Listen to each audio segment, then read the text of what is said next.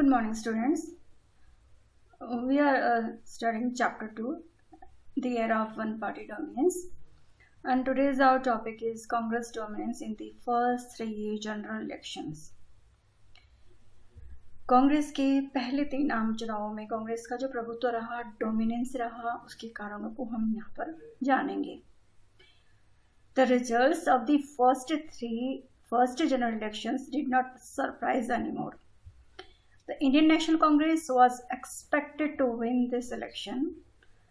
पहले इलेक्शन का जो रिजल्ट था जिसमें इंडियन नेशनल कांग्रेस को भारी भरकम जीत मिली थी, इससे किसी को सरप्राइज नहीं हुआ क्योंकि ये तो एक्सपेक्टेड ही था कि जीत कांग्रेस की ही होनी थी. The Congress Party, as it was popularly known, had inherited the legacy of the national movement. Indian national Congress, जिसे हम कांग्रेस पार्टी भी कहते हैं, इसे हमारा फ्रीडम स्ट्रगल नेशनल मूवमेंट था, उसका क्रेडिट मिला.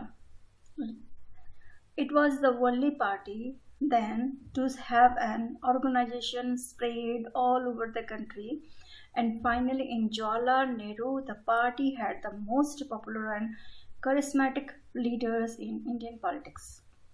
He led the Congress campaigns and toured through the country. When the final results were declared, the extent of the victory of the Congress did surprise many. The party won 364 of the 489 seats in the first Lok Sabha election and finished way ahead of any other challengers. The Communist Party of India then came next in terms of seats, won only 16 seats. First general election में कांग्रेस की जीत का surprise लोगों को नहीं था, पर इतनी ज़्यादा सीटें मिली, ये जरूर आश्चर्य की बात थी. 489 सीट लोकसभा सीट में से कांग्रेस को 364 सीट्स मिली, जो कि एक आश्चर्य की बात थी. बहुत ही भारी भरकम जीत थी ये. इसके कई कारण थे. पहला कारण था हमारा जो नेशनल मूवमेंट था, जो फ्रीडम स्ट्रगल था, इंडिया को जो कॉलोनियल रूल से जो फ्रीडम मिली, गुलामी से जो आज़ादी मिली है, उसका पूरा क्रेडिट इस पॉलिटिकल पार्टी को गया. दूसरा, उस समय दूसरी कोई इतनी बड़ी पॉलिटिकल पार्टी नहीं थी जिसकी organization all over the country, पूरे भारत में फैली हुई थी. तीसरा, थर्ड जो फैक्टर था, जवाहरलाल नेहरू इस पार्टी के नेता थे और बहुत ही ज़्यादा पॉपुलर और करिस्मेटिक लीडर थे. इलेक्शन कैंपेन के दौरान पूरे भारत में उन्होंने भ्रमण किया और रिजल्ट सामने था कि 364 लोकसभा सीट्स उन्हें मिली. सेकंड नंबर पे जो कम्युनिस्ट पार्टी रही, उससे 16 सीटें मिल पाई लोकसभा में. The state elections very held with Lok Sabha. ये देखिए, कांग्रेस डोमिनेंस को इस ग्राफ में दिखाया जा रहा है, जहाँ पर हमने ये 1952 से लेकर 1967 तक इंडियन पॉलिटिक्स में कांग्रेस का डोमिनेंस था. जितना भी आपको येलो कलर के जो स्टेट्स नज़र आ रहे हैं, states ruled by Congress during 1952 to 1967. जो भी आपको ये स्टेट्स नज़र आ रहे हैं, जो येलो कलर में नज़र आ रहे हैं, ये जो सारे स्टेट्स जहाँ पर 1952 से 1967 तक कांग्रेस का डोमिनेंस रहा. केरला में कम्युनिस्ट पार्टी का रहा राज. केरला में रहा आपका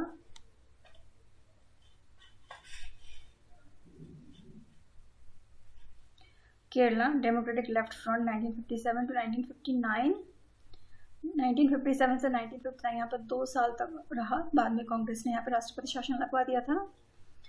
and Jammu and Kashmir national conference, इस जम्मू कश्मीर में नेशनल कॉन्फ्रेंस की सरकार थी.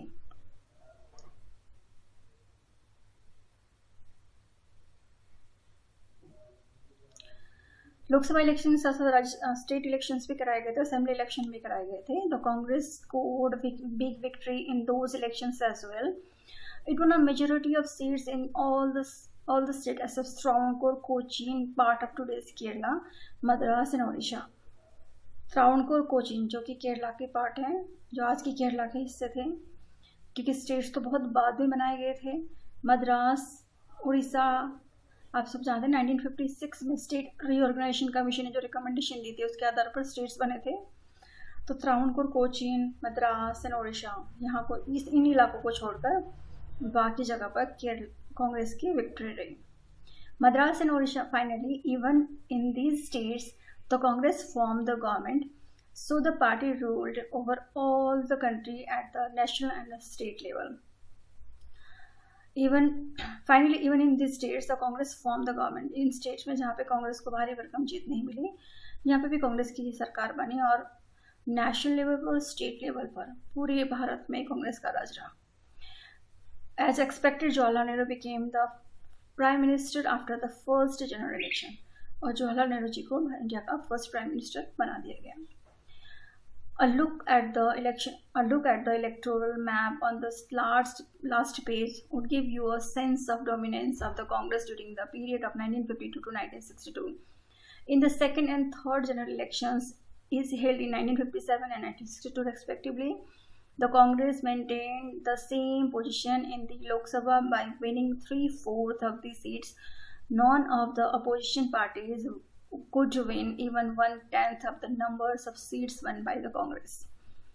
In the state assembly elections, the Congress did not get majority in the few cases.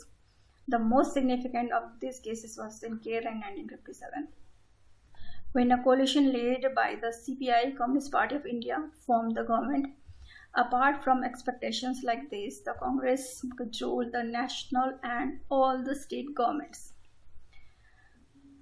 हमने देखा कि ऊपर जो मैप आपने देखा, यहाँ पर Lok Sabha election seats 489 total seats थी।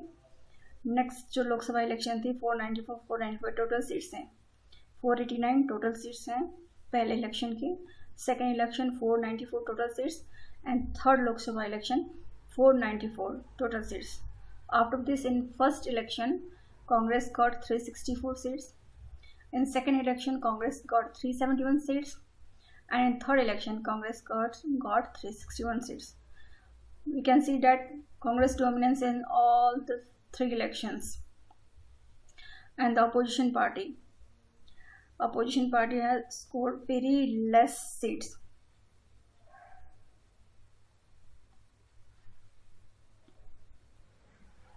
जो अपोजिशन की पार्टी थी वो 1/10 सीट ही हासिल कर पाई।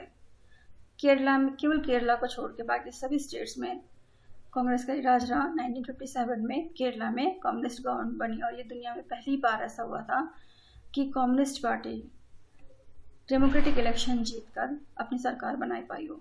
पर केरला में कांग्रेस की सरकार 2 साल ही रह पाई, क्योंकि वहाँ पर कांग्रेस पार्टी ने राष्ट्रपति शासन लगवा दिया था 1959 में।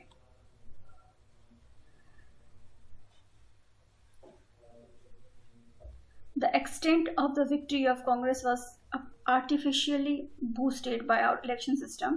So Congress won 3 out of the Congress won 3 out of every 4 seats, but it did not get even half of the votes. In 1952, for example, the Congress obtained 45% of the total votes, but it managed to win 74% of the seats. The Socialist Party, the second largest party in terms of votes, secured more than 10% of the votes all over the country, but it could not even win 3% of the seats. How did this happen? For this, you need to recall the discussions about the first past the post mentioned in your textbook Constitution at Work in last year. India में Congress party को इतनी ज़्यादा seat मिलने की वजह हमारे देश की चुनाव प्रणाली भी है, जो हमारे देश का इलेक्शन सिस्टम भी है। आप जानते हैं कि इंडिया में first pass the post system को अपनाया गया, यानी कि चुनाव में जीत का फैसला वोट के आधार पर होता है। जिसको सबसे ज़्यादा वोट मिलेगा वही जीता हुआ माना जाएगा। इलेक्शन में कैंडिडेट के बीच में जिसको ज़्यादा वोट मिला है उसी की जीत मानी जाएगी, और ये system first pass the post system है।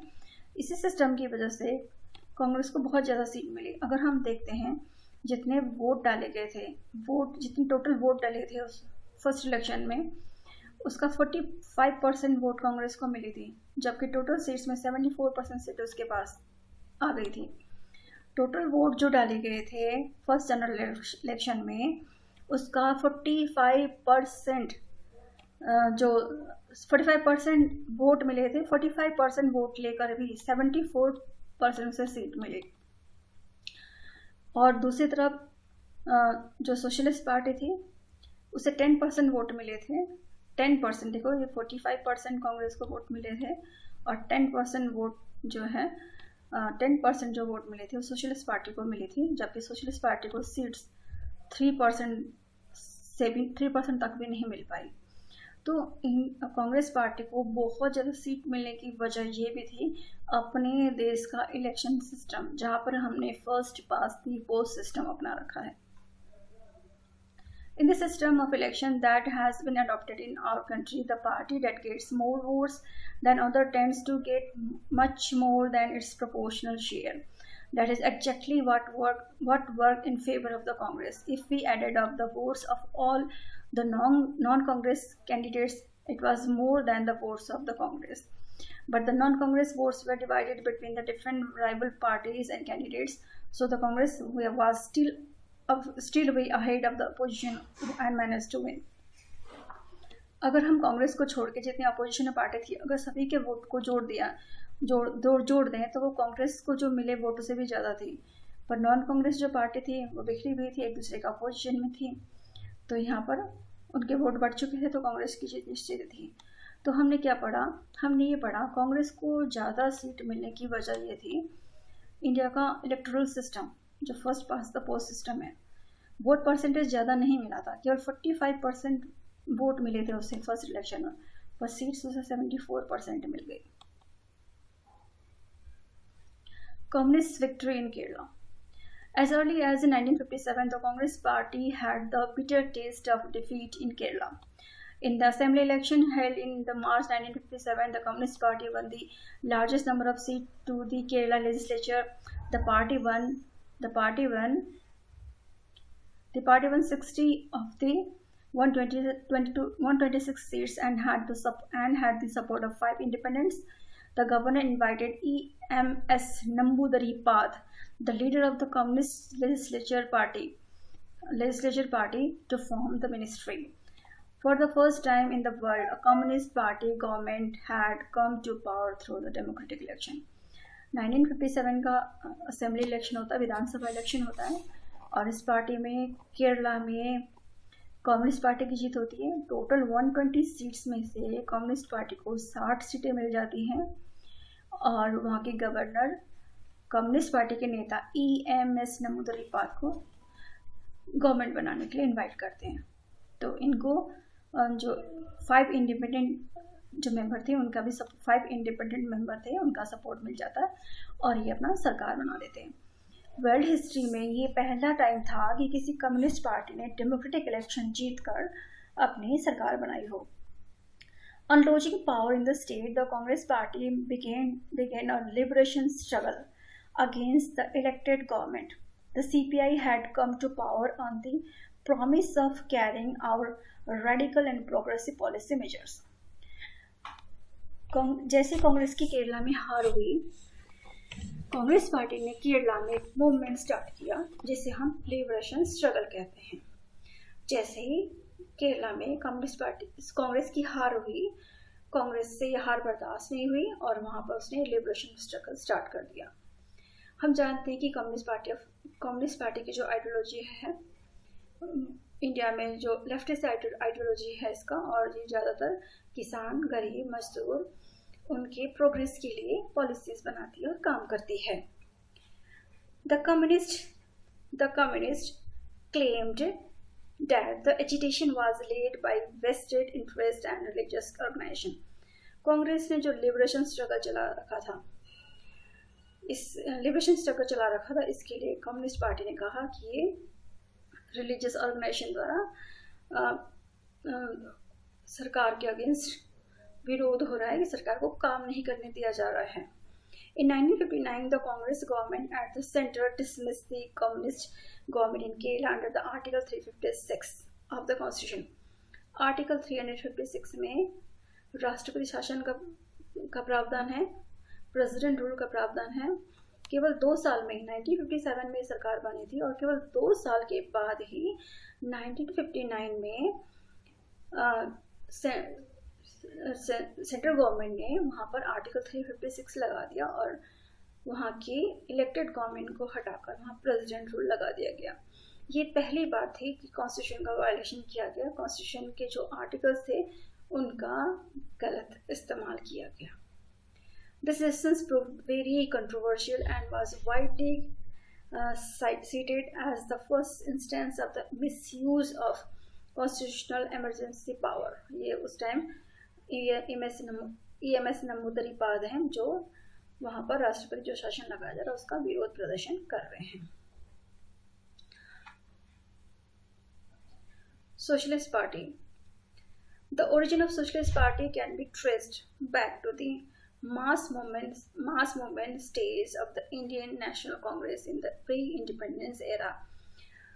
देखिए, सोशलिस्ट पार्टी जो है, सोशलिस्ट विचारधारा कांग्रेस के अंदर ही पनप चुकी थी और कांग्रेस के अंदर के जो युवा लीडर्स थे, जो यंग लीडर्स थे, वो सोशलिस्ट विचारधारा के संपर्क में आ चुके थे, सोशलिज्म के कॉन्टेक्ट में आ चुके थे। और सोशलिज्म का अर्थ होता है वो जो सोसाइटी में समानता स्थापित करना चाहते हैं, इक्वालिटी स्टैब्लिश करना चाहते हैं। The Congress socialist party CSP was formed within the Congress in 1934 by a group of young leaders who wanted a more radical and egalitarian Congress. 1934 में ही कांग्रेस के अंदर कुछ लीडर्स जिनका सोशलिज्म पे विश्वास था, उन्होंने 1934 में कांग्रेस के अंदर ही रहकर सोशलिस्ट पार्टी की स्थापना करी, जो चाहते थे समाज में परिवर्तन लाना और सोसाइटी में इक्वालिटी स्टैब्लिश करना चाहते थे। तो Congress amended its constitution to prevent its members from having a dual party membership. 1948 में कांग्रेस ने अपने संविधान में, कांग्रेस पार्टी का जो खुद का संविधान है उसमें अमेंडमेंट किया और अमेंड किया कि एक ही पर्सन एक ही साथ 2 पार्टी के मेंबर नहीं रह सकते। यानी एक पर्सन वो कांग्रेस का भी मेंबर है और सोशलिस्ट पार्टी का मेंबर है, ऐसा नहीं हो सकता। इसके बाद जो सोशलिस्ट विचारधारा के थे उन्हें मजबूर होकर कांग्रेस पार्टी छोड़नी पड़ी और छोड़ के अलग से पार्टी बनानी पड़ी। पहले ये कांग्रेस के अंदर ही रह के काम कर रहे थे। This force the socialist party to form a separate socialist party 1948। देखो 1948 में कांग्रेस ने संविधान बनाया था और 1948 में ही कांग्रेस से वो कैंडिडेट, वो नेता अलग हो गए जो सोशलिज्म को फॉलो करते, सोशलिस्ट आइडियोलॉजी के थे। The party's electoral performance caused much disappointment to its supporters, although the party had presence in most of the state of India, it could achieve electoral success only in a few pockets. इस party को भारी भरकम जीत नहीं मिल पाई। इस party की election में performance इतना अच्छा नहीं रहा, जिसकी वजह से काफ़ी इस आइडियोलॉजी को मानने वाले नेता, इनके सपोर्टर को काफ़ी डिसअपॉइंटमेंट हुआ। फिर भी आज भारत के कई स्टेट्स में सोशलिस्ट पार्टी का वजूद है। The socialists believe in the ideology of democratic socialism, which distinguishes them both from the Congress as well as from the communist.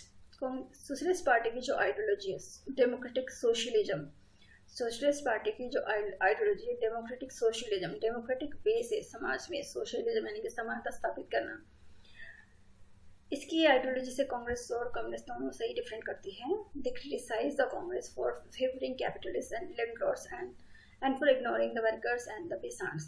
Starting में कांग्रेस का झुकाव लैंडलॉर्ड्स, कैपिटलिस्ट, पूंजीपति और संपन्न वर्ग के तरफ रहा।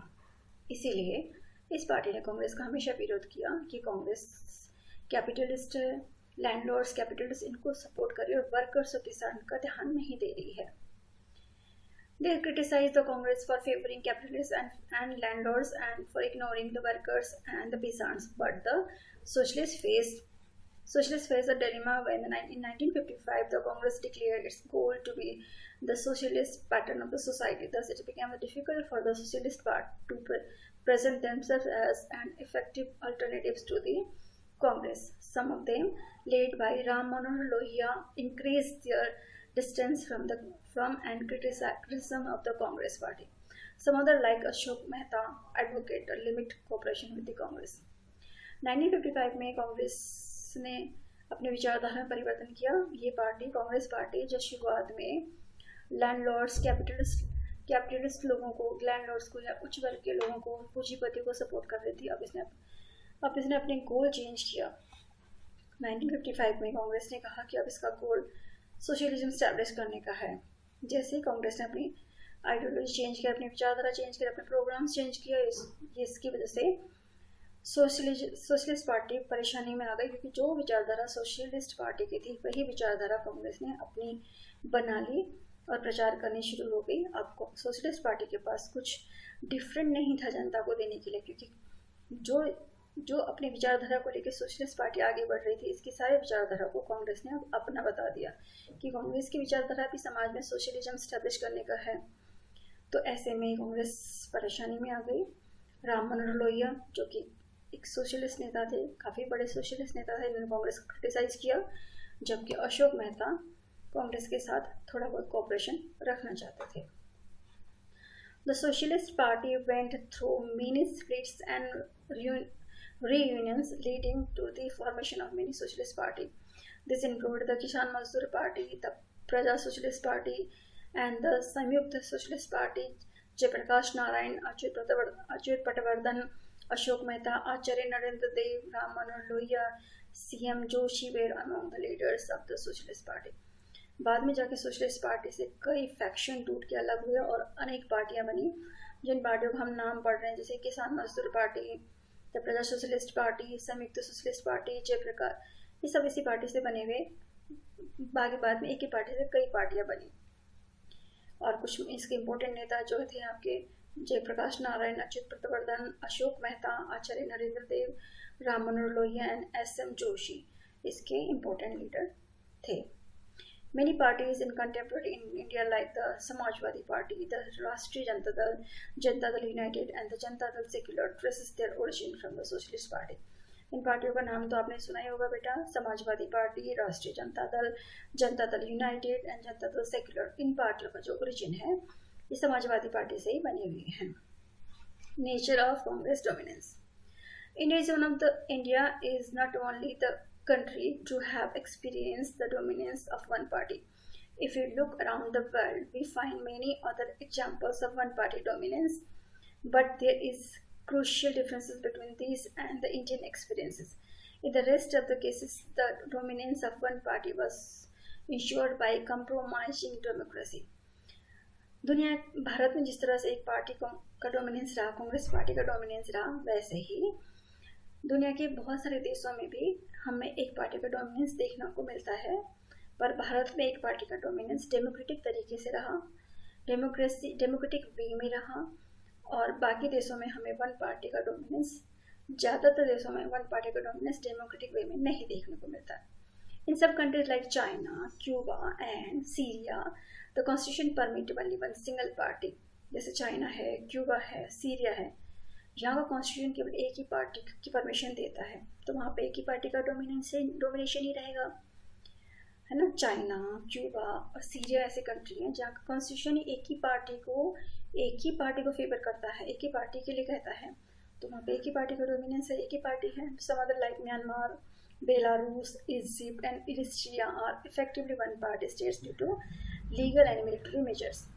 अब यहाँ पर कुछ म्यांमार है, बेलारूस है, इजिप्ट है, इरिट्रिया, इन कंट्री पे भी एक ही पार्टी का रूल है, कुछ मिलिट्री कारणों से और कुछ लीगल इश्यू की वजह से।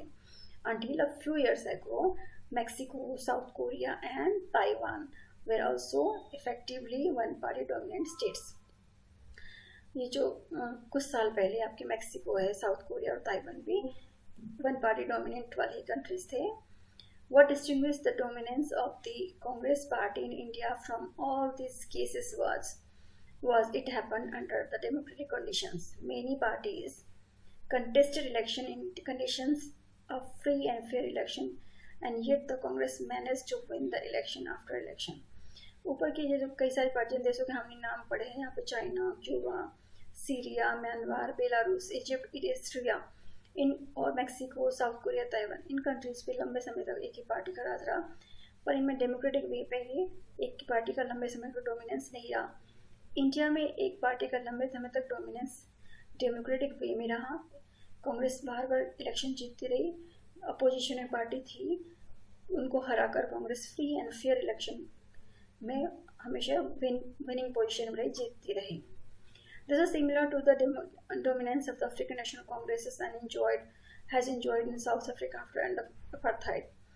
जिस तरह से भारत में लंबे समय तक कांग्रेस का राज रहा, वैसे ही अगर हम साउथ अफ्रीका में देखते हैं तो साउथ अफ्रीका में अफ्रीकन नेशनल कांग्रेस जो है उसका लंबे समय तक डोमिनेंस रहा, क्योंकि वहाँ पर भी जो रंग भेद वाली सरकार थी, अपार्थाइड गवर्नमेंट थी, उसको रिमूव करने में अफ्रीकन नेशनल कांग्रेस का काफ़ी हाथ रहा। तो इस चीज़ को, जो वहाँ पे रंग भेद वाली सरकार थी, अपार्थाइड गवर्नमेंट थी, उसको रिमूव करने में और नया कॉन्स्टिट्यूशन बनाने में इस पार्टी का अहम इम्पोर्टेंट रोल था। तो इस पार्टी का लंबे समय तक साउथ अफ्रीका में राज रहा। हम PRI पार्टी के बारे में पढ़ रहे हैं। यहाँ एक मैक्सिको की पार्टी थी, जो मैक्सिकन फ्रीडम स्ट्रगल के बाद, जब मैक्सिको फ्री हो, मैक्सिकन फ्रीडम स्ट्रगल में इस पॉलिटिकल पार्टी का बहुत हेल्प रहा, बहुत योगदान रहा, और मैक्सिको की आज़ादी के बाद लंबे समय तक मैक्सिको में इस पार्टी का राज रहा। पर इस पार्टी ने सत्ता में बने रहने के लिए नॉन डेमोक्रेटिक वर्क किए, ऐसे काम किए जो एक डेमोक्रेटिक सिस्टम में गलत हैं। इलेक्शन जीतने के लिए इसने गलत तरीके को अपनाया, गलत हथकंडे अपनाए, हर वो काम करे जिसकी वजह से इलेक्शन जीत सके। तो मैक्सिको में PRI पार्टी का जो राज है, हम उसे डेमोक्रेटिकली विन कंडीशन में नहीं थे ये। तो वहाँ एक पार्टी का राज जो था, इंडिया के एक पार्टी के जो डोमिनेंस से बिल्कुल ही अलग है। PRI founded in 1929 as a National Revolutionary Party and later renamed as the Institutional Revolutionary Party. The PRI in Spanish exercised power in Mexico for almost 6 decades. PRI party Mexico की party है। यहाँ पे लंबे समय तक Spain का कब्जा रहा, स्पेन का राज रहा, और स्पेन का राज खत्म होने के बाद, स्पेन का डोमिनेंस खत्म होने के बाद लगभग 60 years तक मैक्सिको में इस पॉलिटिकल पार्टी का डोमिनेंस रहा। It represented the legacy of the Mexican Revolution. Originally, PRI was a mixture of various interests, including political and military leaders, labor and peasants organization, and numerous political parties. Starting में PRI party Bharat की Congress party की तरह ही बहुत अलग अलग interest group के लोग थे। इसमें मिलिट्री लीडर भी थे, पॉलिटिकल लीडर भी थे, लेबर, पिसान्स, अलग अलग इंटरेस्ट के पर्सन सब इसमें थे। Over a period of time, Plutarco Elias Callas, the founder of PRI, was able to capture the organizations, and thereby the government elections were held in regular intervals, and it was the PRI which won every time. Other parties exercised in name only so as to give the ruling party greater legitimacy. The electoral laws were operated in a manner so as to ensure that the PRI always won. Elections were often rigged and manipulated by the ruling party. Its rule was described as the perfect dictatorship. Finally, the party lost in the presidential election held in 2000. Mexico is no longer a one-party dominated country, but the tactics adopted by the PRI during the period of its dominance had a long-term effect on the health of the democracy. The citizens have yet to develop full confidence in the free and fair nature of elections. Mexico में PRI party की dominance 60 सालों तक रही, 60 years तक रही। शुरुआत में political party में अनेक विचारधारा के लोग थे, पर धीरे धीरे इस पार्टी पर प्लूटार्को इलियास कैलस के जो फाउंडर मेंबर था, उसका कब्जा बढ़ता ही चला गया। अब जब भी इलेक्शन नए होते हैं तो अपोजिशन को हराने के लिए इन्होंने हर टैक्टिक्स को अपनाया, हर वो तरीके अपनाए ताकि इलेक्शन जीते जा सकें, और लगातार इन्होंने अपना राज किया। 2000 में जो प्रेसिडेंशियल इलेक्शन है उसमें ये पार्टी हार गई। तब के बाद से अब इस पार्टी का राज नहीं रहा, पर इस पार्टी ने इलेक्शन जीतने के लिए जितने हथकंडे अपनाए थे उसकी वजह से मेक्सिको की जनता को आज भी फ्री और फेयर इलेक्शन पे भरोसा नहीं है। The root of this extraordinary success of Congress party go back to the legacy of the freedom struggle. Congress was seen as the inheritor of the national movement. Many leaders who were in the forefront of that struggle were now contesting election as the Congress candidate. The Congress was already a very well organized party, and by the time the other parties could even think of the strategy, the Congresses had already started its campaign. In fact, many parties were formed only around independence or after that. Thus, the Congress had the first of the bloc advantage. By the time of independence, the party had not only spread across the length and breadth of the country as we had seen in the map, but also had an organizational network down to the local level. Most importantly, as the Congress was till recently a national movement, its nature was all inclusive. All these factors contributed to the dominance of the Congress party. इस paragraph में Congress party के dominance के सारे ही कारण लिखे हुए हैं। पहला फर्स्ट है फ्रीडम स्ट्रगल का अगुवाई रहना। फ्रीडम स्ट्रगल के दौरान सबसे आगे थी ये पार्टी। दूसरा, वेल ऑर्गेनाइज्ड पार्टी थी, इसका ऑर्गेनाइजेशन पूरे भारत में फैला हुआ था। कोई दूसरी पॉलिटिकल पार्टी कोई स्ट्रैटेजी बनाती तब तक भी अपने प्रोग्राम जनता के सामने पेश कर देती थी। उस समय कोई इतनी बड़ी पार्टी नहीं थी, तो इसे फर्स्ट वन एंड ओनली होने का भी advantage. One and only party जो पूरे इंडिया में जिसका ऑर्गेनाइजेशन था उसका बेनिफिट मिला। एक ऐसी पार्टी जिसका ऑर्गेनाइजेशन पूरे इंडिया में था, फर्स्ट ऑफ द ब्लॉक होने का इसे बेनिफिट मिला। और इस हमारे सारे बड़े नेता जो लोकप्रिय नेता थे वो इसी पॉलिटिकल पार्टी में थे, उसका भी इसे बेनिफिट मिला। ये कई कारण थे जिसकी वजह से कांग्रेस को लगातार इलेक्शन में जीत मिलती रही। तो बच्चे, यहाँ से टॉपिक हम कल पढ़ेंगे। आज के लिए इतना ही। Thank you very much.